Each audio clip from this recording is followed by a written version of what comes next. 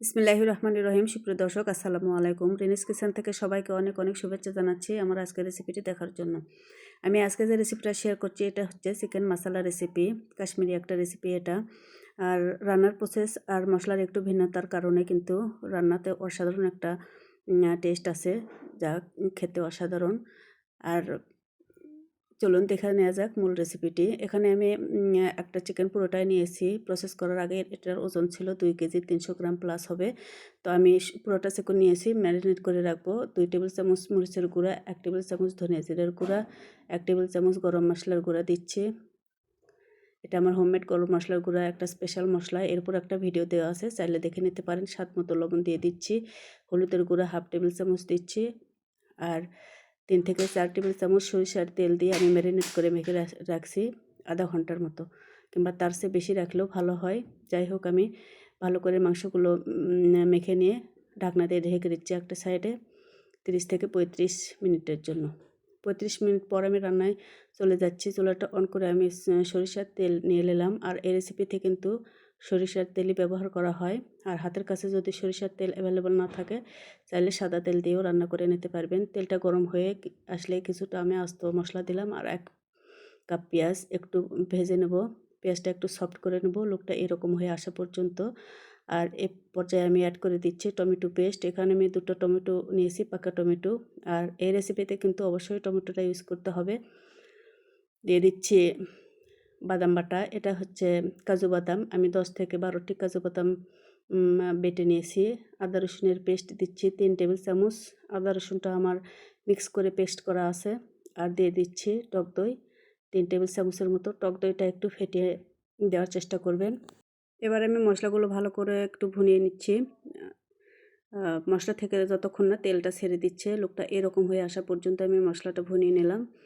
আর মশলা ভালো করে কষানোর উপর কিন্তু রান্নার স্বাদটা অনেকটাই ডিপেন্ড করে। আর এই পর্যায়ে আমি দিয়ে দিচ্ছি চিকেনগুলো ম্যারিনেট করা। আবার আমি কিছুক্ষণ কষিয়ে নেব, 8 থেকে 10 মিনিটের মতো মিডিয়াম টু লো হিটে আমি কষিয়ে নেব। আর কিছুক্ষণ আমি ঢাকনা দিয়েও রান্না করে নেব। এতে করে কিন্তু মাংস থেকে অনেকটা পানি বের হয়ে আসবে। আর প্রথম পর্যায়ে আমি সেই পানিটাও শুকিয়ে নেব। মোট কথা ভালো করে ভুনিয়ে নেব মাংসটা। লোকটা একেবারে এরকম আসা পর্যন্ত আমি ভুনিয়ে নিয়েছি, দেখতেই পাচ্ছেন ভিডিওতে। আর এই পর্যায়ে আমি 1/2 লিটার দুধ অ্যাড করে দিলাম। আর সেই সাথে আমি 1/2 লিটার পানিও দিয়ে দিচ্ছি। মাংসটা ভালো করে সিদ্ধ করে নেব এই পানিতেই আমি। এবার ঢাকনা দিয়ে মাংসটা ভালো করে সিদ্ধ হয়ে আসা পর্যন্ত আমি রান্না করে নেব। আর মাঝখান দিয়ে কিন্তু ঢাকনা খুলে নেড়ে চেড়ে দিতে হবে, কারণ তলানিতে লেগে যাওয়ার সম্ভাবনা বেশি আছে, যেহেতু বাদাম বাটা ইউজ করা আছে। তো আমি রান্নার শেষে একেবারে ফেললাম ঢাকনা খুলে, আমি নেড়ে চেড়ে দিচ্ছি। আর অফ ক্যামেরায় আমি আবারও পানি অ্যাড করে নিয়েছিলাম ভালো করে মাংসটা সিদ্ধ করে নেওয়ার জন্য। তো যাই হোক, আমার রান্নাটা এখনও শেষ হয়নি। এ পর্যায়ে দিয়ে দিচ্ছি 10-12টা কাঁচামরিচ ফালি করে নিয়েছি। 1 মুঠো ধনিয়া পাতা দিয়ে দিচ্ছি। আর 1 টেবিল চামচ ঘি ইউজ করছি আমি। তো লাস্টে এই পর্যায়ে ঘিটা দেওয়ার চেষ্টা করবেন, এতে করে কিন্তু আলাদা একটা ফ্লেভার অ্যাড হয় আর চা খেতে কিন্তু অসাধারণ লাগে। আমি এবার ঢাকনা দিয়ে আরও কিছুক্ষণ রান্না করে নেব আর ঝোলটা একটু কমিয়ে নেব। তো আমি একেবারে রান্না শেষে ফিরলাম। আমি লবণটা চেক করে নিয়েছি, পারফেক্ট আছে। আর মাংসটা আমার ভালোভাবে সিদ্ধ হয়ে এসছে। তো দর্শক, সেম রেসিপি ফলো করে যদি রেসিপিটা তৈরি করার চেষ্টা করেন, আশা করছি ভালো লাগবে, মন্দ লাগবে না।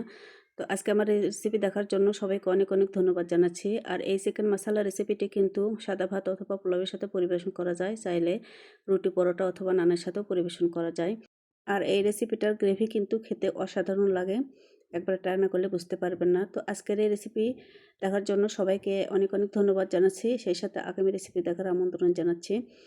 আর দর্শক, আমাকে সাপোর্ট করার জন্য প্লিজ আমার চ্যানেলটি সাবস্ক্রাইব করে নেবেন। আর ফেসবুক পেজ থেকে যারা দেখছেন তারাও প্লিজ পেজটি ফলো করে নেবেন। এতক্ষণ আমার সাথে থাকার জন্য সবাইকে অনেক অনেক ধন্যবাদ জানাচ্ছি। আর সেই সাথে আগামী রেসিপি দেখার আমন্ত্রণ জানাচ্ছি। আর সম্ভব হলে বেশি বেশি ভিডিওটি শেয়ার করবেন ফ্রেন্ডস অ্যান্ড ফ্যামিলির সাথে। তো সে পর্যন্ত সবাই অনেক অনেক ভালো থাকুন। আল্লাহ হাফেজ।